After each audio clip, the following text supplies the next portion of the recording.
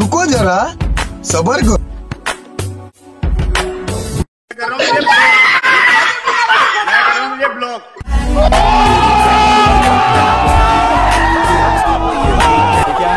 बसंती है ये तो बसंता है।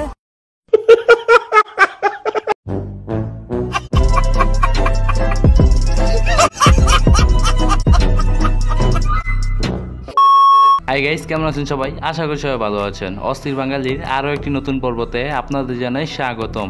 বাঙালিদের করা কিছু অস্থির কর্মকাণ্ড ভিডিও দিয়ে এবং শেষে কিছু ভালো কর্মকাণ্ড ভিডিও দিয়ে আজকে পর্বটি সাজানো। এই ভিডিও দেখে যদি মন ভালো করতে চান তাহলে ভিডিওটি শেষ পর্যন্ত দেখবেন এবং চ্যানেলটি অবশ্যই সাবস্ক্রাইব করবেন যাতে পরবর্তীতে ভিডিও ছাড়লে আপনার কাছে সবার আগে চলে যায়। তো বেশি কথা না বলে ভিডিওটি শুরু করা যাক।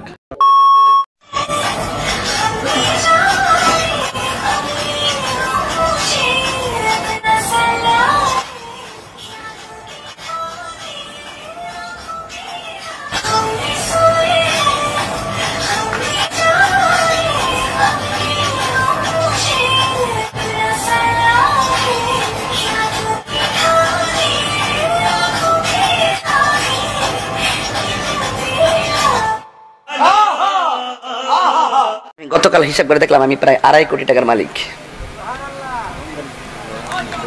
কত? গতকাল আমি দেখলাম যে 2.5 কোটি টাকার মালিক। না, তখন যদি দুদক শুনে আমার আইব দর্ত। এটা টাকা না, মানে আমার যে কিডনি আছে, বাল্ব আছে, এগুলো বেচলে আর কি, এটা হিসাব করে।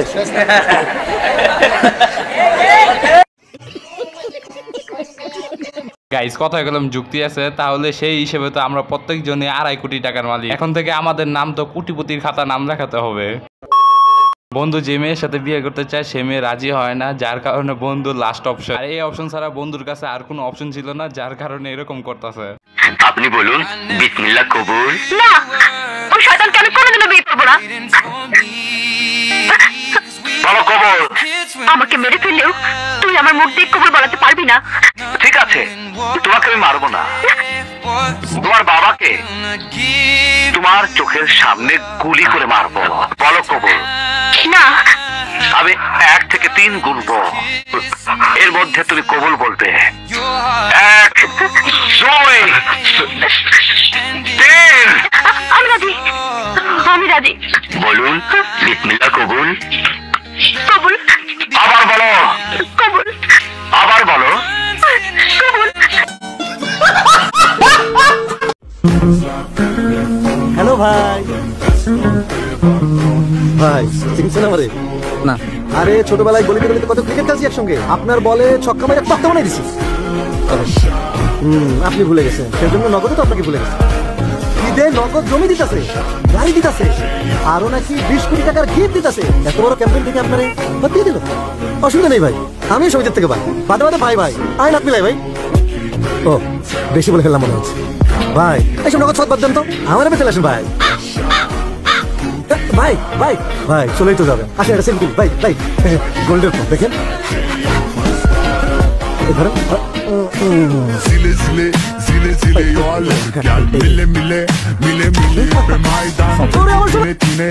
গাইস, যাই বলেন, জায়েদ খানের যে ফাফরটি মারলো সাকিব ভাইয়ের সামনে, এটা অনেক জোশ ছিল। আর সাকিব ভাই এটা কি করলো, জায়েদ খান এত দামি ফোনটা পানিতে ফেলা দিল।